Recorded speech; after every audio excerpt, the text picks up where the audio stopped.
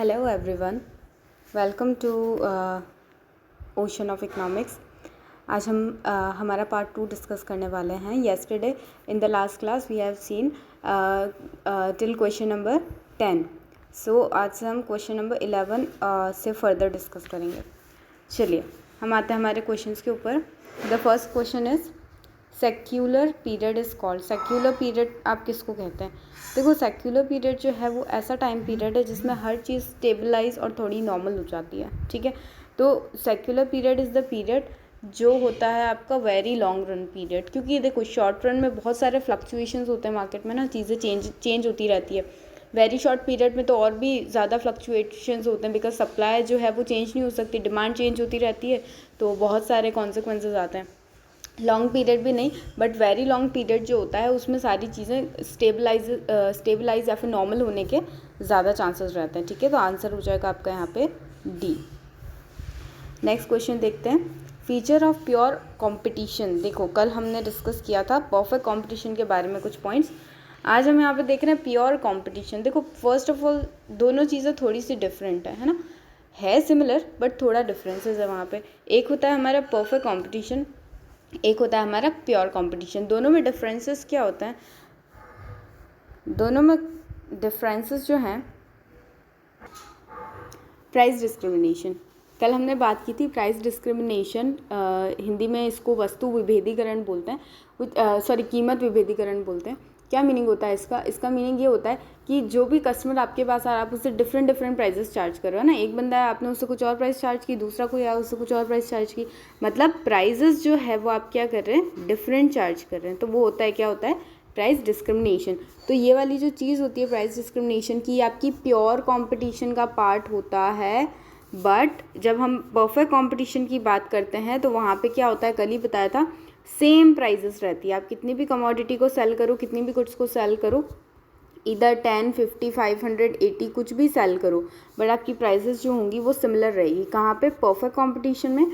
But pure competition में हमारा price discrimination होता है. दूसरी चीज़, ये था आपका first difference. Second difference is कि जो हमारा परफेक्ट कंपटीशन है उसमें मार्केट के बारे में पूरा नॉलेज है. मतलब अगर मैं एक पर्सन हूँ यहाँ पे जो मार्केट की बात करिए, तो एग्जाम्पल अगर हम ले वेजिटेबल मार्केट का, ठीक है, सब्जियाँ कहाँ पे मिल रही है, तो मुझे पता है वो चीज़. मुझे पता है इस सब्ज़ी वाले के पास में ये रेट पे ये वाली सब्ज़ी अवेलेबल है किसी और के पास. तो मुझे पूरे मार्केट में जितनी भी फर्म्स है, जितनी भी 1000, 2000 जितनी भी फर्म्स है, उसका पूरा नॉलेज है. ये किसकी अजम्पशन थी? ये चीज़ कहाँ पे होती है हमारी परफेक्ट कॉम्पिटिशन के अंदर. बट ये वाली चीज़ प्योर कंपटीशन के अंडर नहीं होती है. प्योर कंपटीशन में क्या होता है, कंप्लीट नॉलेज नहीं होता है मार्केट का. तो ये आपका सेकंड डिफरेंस है. अब यहाँ पे देखेंगे हम, इसको हटाते हैं. Okay, so feature of pure competition, large number of buyers sellers, free entry and exit. Correct है. प्योर कंपटीशन और परफेक्ट कंपटीशन दोनों में ही large number of buyers and sellers रहते हैं, और फ्री एंट्री मतलब फर्म बनना और फर्म मतलब हटना, दोनों ही चीज़ें यहाँ पे पॉसिबल हैं, कोई रेस्ट्रिक्शंस नहीं है. ठीक है. Second, homogeneous product. Pure competition and perfect competition दोनों के अंदर प्रोडक्ट जो होते हैं वो होमोजीनस मतलब कि सेम प्रोडक्ट होते हैं. ठीक है. अब देखो, सी में बोल रहा है both A and B. Fourth क्या बोल रहा है पहले देख लेते हैं. Large number of buyers and sellers. Second, homogeneous product. Third, perfect knowledge about the market. अभी जस्ट हमने डिस्कस किया कि प्योर कंपटीशन के अंदर परफेक्ट नॉलेज ऑफ प्रोडक्ट या परफेक्ट नॉलेज ऑफ मार्केट जो है नहीं होता है. ठीक है, तो ये आपका ऑप्शन नहीं हो सकता, ये आपके परफेक्ट प्योर कंपटीशन का फीचर नहीं है. ठीक है, तो यहाँ पे हमारा सिंपली क्या हो जाएगा, correct answer both A and B, मतलब large number of buyers and sellers भी है, फ्री एंट्री एग्जिट भी है, और होमोजीनस मतलब सेम प्रोडक्ट भी हैं. सभी फर्म्स के पास सेम प्रोडक्ट है. चलिए नेक्स्ट पॉइंट पे आते हैं हम. Pure oligopoly is based on. देखो, ओलिगोपोली क्या है? कुछ बड़ी फर्म्स होती है मार्केट में, है ना, और वो क्या करती है, पूरा जो मार्केट है ओवरऑल उसका बहुत बड़ा पार्ट कैप्चर करती है. मतलब पूरा मार्केट लेट सपोज हमारे पास 100 कंज्यूमर्स हैं. भाई, कंज्यूमर मिलकर ही मार्केट बनाते ना, तो उनमें से 20 एक फर्म के पास है, उनमें से 30 किसी और फर्म के पास है, उनमें से 40 किसी और फर्म के पास है. तो ये क्या है, मार्केट का बहुत बड़ा पार्ट कैप्चर कर रही है. अब इस केस में क्या होता है, ये होती है आपकी ओलिगोपोली. अगर हम एग्जांपल लें मैगी, सब खाते हैं, सबको पता है, ठीक है। कुछ ही बड़े बड़े ऐसे ब्रांड्स हैं जो काफ़ी मतलब जिनका प्रोडक्ट ज़्यादा सेल होता है। अगर हम बात करें तो नेस्ले की मैगी हो गई जैसे कि, है ना, या फिर यप्पी मैगी होती है, और भी पता नहीं क्या क्या होती है। तो ये सब क्या है, ये कुछ बड़ी बड़ी फर्म्स हैं जिन्होंने मार्केट के बहुत बड़े पार्ट को कैप्चर किया हुआ है। तो ये कहाँ होता है हमारा, प्योर ओलिगोपोली। अब इस केस में ज़्यादा फर्म्स नहीं होती है, इसमें कुछ फर्म्स होती हैं, मतलब आइडियली जो है इकोनॉमिस्ट अबाउट 10 फर्म्स की बात करते हैं यहाँ पे, कि लगभग ऑलमोस्ट 10 फर्म्स होती है, तो वो होती है आपकी ओलिगोपोली। अब बात करें प्योर ओलिगोपोली। देखो प्योर ओलिगोपोली वो ओलिगोपोली है जिसमें जो आपका प्रोडक्ट है ना वो सेम है। जितनी भी फर्म्स है मार्केट में, फर्म ए, firm B, firm C, firm D, कुछ भी फर्म्स हो, उन सभी के प्रोडक्ट्स जो हैं वो सेम हैं, उनमें कोई डिफरेंस नहीं है। तो उस केस में जो ओलिगोपोली होती है उसको हम बोलते हैं प्योर, एकदम प्योर ओलिगोपोली है। ऑन दी अदर हैंड अगर हम बात करें कि जो हमारे प्रोडक्ट्स है जो हर फर्म हमें दे रही है, हर फर्म हमें ऑफर कर रही है, वो डिफरेंट एक दूसरे से, मतलब एक्चुअल में भी है ना, नेस्ले जो मैगी आपको प्रोवाइड कराएगी वो थोड़ी सी डिफरेंट, मे बी फ्लेवर, उसकी पैकेजिंग, उसकी शेप, इन सब में डिफरेंस हो सकता है। यिप्पी की बात करें तो उसकी भी पैकेजिंग, शेप, है ना, फ्लेवर्स, कुछ कुछ डिफरेंस हो सकते हैं। तो ये क्या है, ये प्रोडक्ट सेम है क्या? Are the product same? No, product same नहीं है। तो इस केस में ये वाला तो आपका डिफरेंशिएटेड ओलिगोपोली हो जाता है। और हमें यहाँ पे पूछा है प्योर ओलिगोपोली, तो प्योर ओलिगोपोली में प्रोडक्ट कैसे रहते हैं, होमोजीनस सेम प्रोडक्ट। क्लियर? चलो नेक्स्ट क्वेश्चन पे मूव करते हैं। नेक्स्ट क्वेश्चन क्या बोल रहा है, let's see. In oligopoly when the industry is dominated by one large firm and the firm is consider, I think this should be firm, ये जो है हमारा ये फर्म है, firm is considered as the leader of the group, it is called. इसको थोड़ा ध्यान से समझेंगे हम। बात किसकी चल रही है, ओलिगोपोली की ही बात चल रही है यहाँ पे, ठीक है, ओलिगोपोली की बात चल रही है। बट क्या बोल रहा है, ओलिगोपोली में जो फर्म्स हैं ना, लेट सपोज हम 4 फर्म्स ले लेते हैं यहाँ पे जल्दी से, ठीक है। इन सब फर्म्स को कोई एक फर्म, लेट सपोज ए फर्म, ये जो है ये सब फर्म को डोमिनेट कर रही है, मतलब इसी का राज चल रहा है बाकी सारी फर्म्स पे, सिंपल वर्ड्स में। तो ये कौन सा टाइप की ओलिगोपोली होती है, ये पूछ रहा है। देखो फुल ओलिगोपोली, अब ऑप्शन पे आ जाओ। फुल ओलिगोपोली की अगर हम बात करें तो ये ओलिगोपोली है जिसमें क्या होता है कि जितनी भी फर्म्स हैं, जितनी भी ABCD 10 जो भी फर्म्स हैं आपकी, वो सभी अपने अपने अकॉर्डिंग इक्वली काम करती है, अपनी खुद की प्राइस डिसाइड करती है, कितना आउटपुट मुझे बनाना है खुद से डिसाइड करती है, उसको हम फुल ओलिगोपोली बोलते हैं। अगर हम पार्शियल ओलिगोपोली की बात करें तो यहाँ पे क्या होती है, सारी फर्म्स जो हैं उनको कोई एक फर्म डोमिनेट करती है। लेट सपोज यहाँ पे ए फर्म जो है इन सबको डोमिनेट कर रही है, मतलब इन सबको इन अ वे कि खुद की प्राइस पॉलिसी से, खुद के क्वांटिटी पॉलिसी से इन सबको भी इन्फ्लुएंस कर रही है ना, इन सब पे भी इम्पैक्ट डाल रही है, तो वो होती है पार्शियल ओलिगोपोली। कोल्यूसिव ओलिगोपोली की बात करें तो आप सबने आई होप ओपेक का नाम तो सुना होगा, जो ऑयल की एक्सपोर्टिंग कंट्रीज़ जो है उनका एक ग्रुप है, उनका एक कार्टल जिसको बोलते हैं ना, ग्रुप्स को हम यहाँ पे कार्टल बोलते हैं। तो वो है, मतलब क्या होता है कि यहाँ पे जो ओलिगोपोली में जितनी भी फर्म्स होती हैं वो एक ग्रुप क्रिएट कर लेती है कि भाई किसी का भी नुकसान नहीं हो। मतलब अगर लेट सपोज नेस्ले है और यिप्पी है, ठीक है, अब नेस्ले अपनी प्राइस को कम करेगी तो यिप्पी को तो लॉस होगा ना, क्योंकि हो सकता है कुछ कस्टमर्स जो है वो नेस्ले खरीदने चले जाएँ, तो इस केस में क्या होगा, इसको लॉस होगा और इसको प्रॉफिट होगा। बट ये सोचते कि यार हम किसी को भी लॉस नहीं करते, हम क्या करते हैं, हम कोई प्राइस डिसाइड कर लेते हैं। मतलब लेट सपोज हमने डिसाइड की 10 नहीं, हम डिसाइड कर लेते हैं लेट सपोज 15 प्राइस, ठीक है। अब मैं भी इसी प्राइस पे सेल करूँगा, तू भी इसी प्राइस पे सेल करना, ठीक है। तो ये क्या हुआ, ये हुआ आपका कि एक कल्यूजन, हमने ग्रुप बना दिया और अब हम एज अ टीम वर्क कर रहे हैं ना, तो वो होता है आपका कोल्यूसिव ओलिगोपोली, जिसमें कार्टल बनते हैं, ग्रुप बनते हैं। नेक्स्ट जो है वो आपका सिंडिकेटेड ओलिगोपोली। देखो नाम थोड़ा सा अजीब सा है, सिंडिकेटेड का मतलब होता है जिसमें सेंट्रल, जैसे हमारे यहाँ पे क्या है, सेंट्रल गवर्नमेंट है ना जो सबको रेगुलेट करती है, वैसे ही सिंडिकेटेड ओलिगोपोली में बहुत सारी जो ओलिगोपोली की फर्म्स हैं, ABCD जो भी फर्म्स हैं, उनमें से कोई एक फर्म होती है जो सभी को क्या करती है, मतलब सेंट्रल वे में वो लोग काम करते हैं ना, अलग अलग यूनिट में काम नहीं करते हैं, एक साथ मिलके काम करते हैं। बट क्या होता है, कोई एक फर्म जो होती है वो उसकी सेंट्रल यूनिट होती है, उसका कोर होता है, और वहीं से जो होती है सारी पॉलिसीज़ होती हैं, जितना भी मार्केट रिलेटेड डिसीजंस होते हैं, सब चीज़ें वहीं से आती है। तो वो होती है आपकी सिंडिकेटेड ओलिगोपोली। अब यहाँ पे क्या पूछ रहा है, in oligopoly when the industry is dominated by one large firm, अभी जस्ट बताया क्या बताया कि जब एक फर्म से डोमिनेटेड हो रही है ना, एक फर्म जो है बाकी सभी को डोमिनेट कर रही है, तो उस केस में होती है आपकी पार्शियल ओलिगोपॉली। ठीक है, तो यहाँ पे आपका आंसर क्या बन जाता है? आपका आंसर बन जाता है option number B, partial oligopoly. You can see the question, take the screenshot if it is required. ठीक है, चलिए अब हम नेक्स्ट क्वेश्चन पे मूव करते हैं। When monopolist divides consumers into separate sub market, very important question, separate sub market and charges different prices charge करते हैं, उसको क्या बोलते हैं? जल्दी से बता दो, what we call it? Price discrimination. ठीक है, अभी हमने डिस्कस किया था। चलिए अब ये बोल रहा है कि भाई हम ना कंज्यूमर्स को सेपरेट सब मार्केट में डिफ्रेंशिएटेड करते हैं। अभी तो लॉकडाउन चल रहा है, ठीक है, उससे पहले जब कुछ टाइम पहले हमारे थिएटर्स फिर से ओपन हो गए थे और आप मूवी देखने जाते रहे होंगे, आई होप। वहाँ पे क्या होता है, वहाँ पे ये होता है कि अगर आपको क्या होता है, हाँ मतलब बहुत चीज़ें होती है भाई, कि जो आगे वाली सीट्स हैं उन पे अगर आपको चाहिए तो उसकी प्राइसेस कुछ अलग होगी, अगर आपको बैक सीट्स चाहिए तो उसकी प्राइसेस कुछ अलग होगी, है ना, इनकी प्राइसेस कुछ अलग होती है। तो ऐसे बहुत सारी चीज़ें होती है वहाँ पे।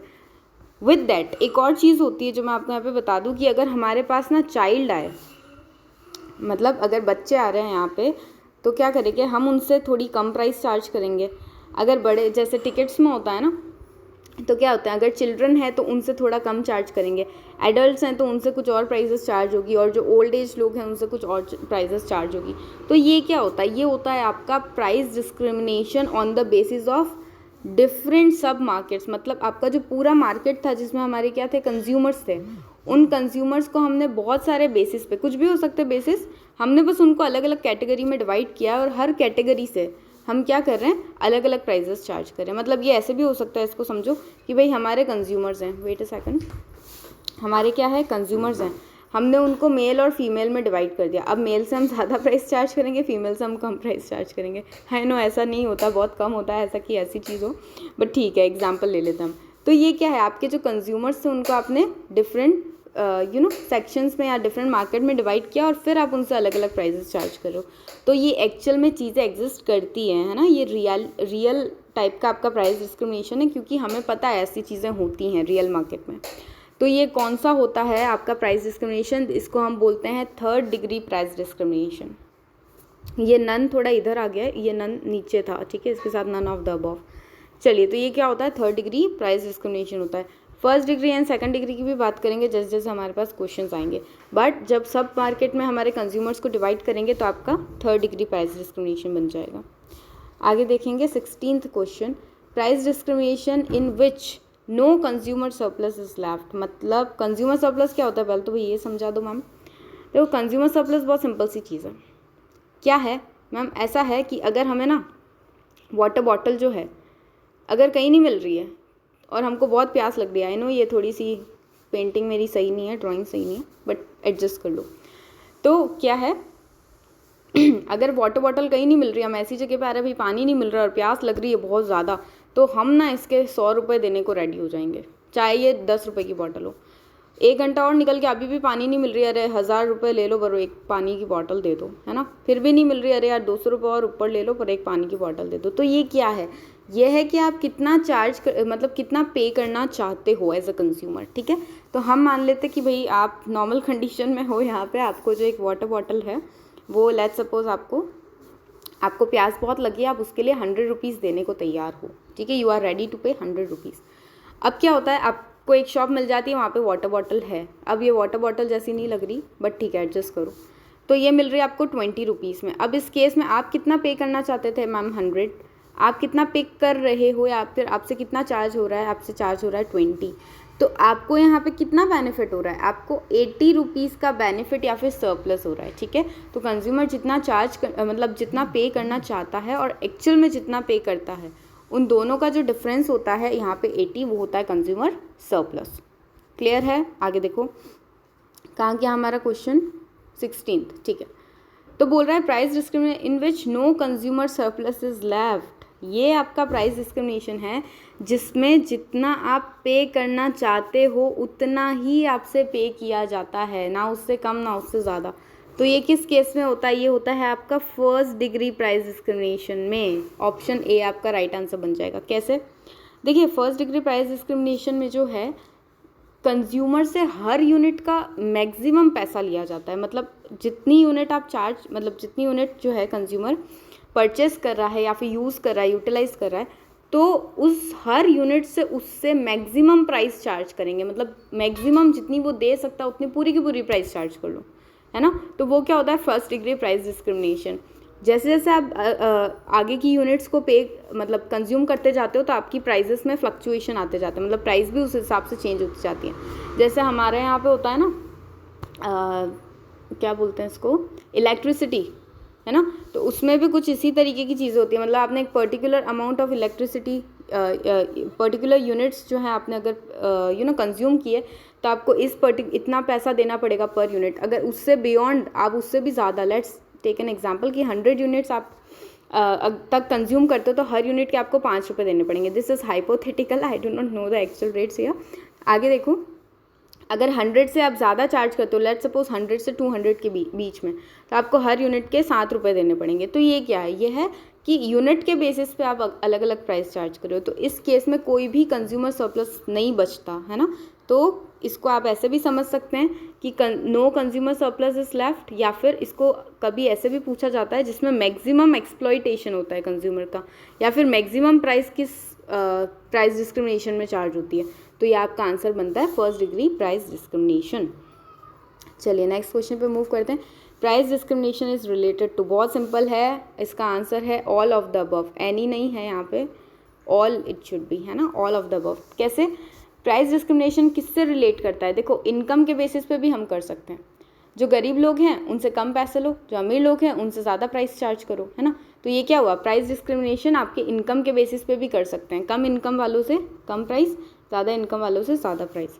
टाइम, अगर सुबह आपको सर्विसेज चाहिए ऑफिस आवर्स में तो आपको हम नॉर्मल प्राइस पे सामान देंगे। अगर उसके बियॉन्ड आप बोल रहे हो आधी रात को हमको रेस्टोरेंट से कुछ ऑर्डर करना है तो वो बोलेंगे अरे 500 रुपये एक्स्ट्रा देना, ठीक है। तो ये क्या हुआ, टाइम के बेसिस पे डिफरेंट प्राइजेस चार्ज करना। साइज़ ऑफ परचेस, एक यूनिट परचेस किए तो हम आपसे ज़्यादा प्राइस लेंगे। अगर आप बहुत सारी चीज़ें परचेस कर रहे हो, हम सब्ज़ी लेने जाते हैं ना तो क्या बोलते हैं, भाई 5 किलो लूँगा, प्राइस कम कर, है ना। तो वो क्या है, वो यही चीज़ है कि साइज़ ऑफ परचेस, मतलब कितना आप परचेस कर रहे हो उसके बेसिस पे प्राइस अलग अलग चार्ज होती है। नेक्स्ट देखेंगे, which of the following statement is correct, इनमें से क्या करेक्ट है। तो इनमें से देख लेते हैं क्या करेक्ट है। देखो फर्स्ट पूछ रहा है which price rigidity is important feature of monopoly. देखो प्राइस रिजिडिटी क्या होता है यहाँ पे, प्राइस रिजिडिटी मतलब कोई चेंज नहीं है। रिजिड मतलब यही होता है ना, कोई चीज़ जितनी है उतनी ही है, फ्लैक्सीबल नहीं है, उसमें कोई चेंजेस नहीं हो रहे हैं। Is an important feature of monopoly, monopoly जहाँ पे एक ही सेलर होता है, ठीक है, तो क्या वो प्राइस चेंज नहीं कर सकता। भाई पूरा इंडिया है, उसमें सिर्फ मेरी फर्म है जो ऑक्सीजन सप्लाई कर रही है, क्या मैं अपनी मर्ज़ी से प्राइस चार्ज नहीं कर सकती अनटिल की गवर्नमेंट आके मुझे बोले कि आप अपनी प्राइस कम करो। कर सकती हूँ ऑब्वियसली चार्ज। तो प्राइस रिजिडिटी जैसा कुछ भी मोनोपोली में नहीं होता। मोनोपोली में जितनी भी प्राइस आपको रखनी है आप उसको रख सकते हो, ठीक है। तो प्राइस रिजिडिटी मोनोपोली में नहीं होती। तो कहाँ होती है मैम, ये होती है हमारी ओलिगोपोली में, ठीक है, ओलिगोपोली मार्केट में होती है। कैसे होती है इसको आगे देखेंगे जब और डिटेल में और क्वेश्चंस आएंगे हमारे पास, ठीक है। तो ये स्टेटमेंट तो आपका गलत है।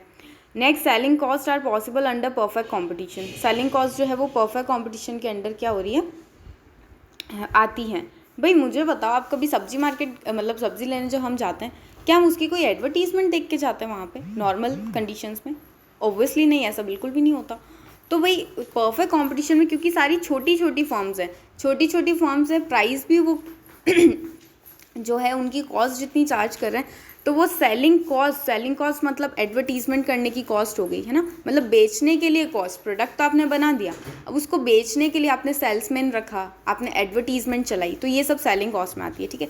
तो परफेक्ट कॉम्पिटिशन कोई सेलिंग कॉस्ट के ऊपर खर्चा नहीं करते हैं, ठीक है, क्योंकि सभी के पास सेम सामान है। वो एडवर्टीजमेंट कर भी लेंगे तो क्या बताएंगे, हमारा प्रोडक्ट दूसरों से अच्छा है? नहीं, सबके पास सेम प्रोडक्ट है, हम तो यही चीज़ मान रहे हैं ना यहाँ पे।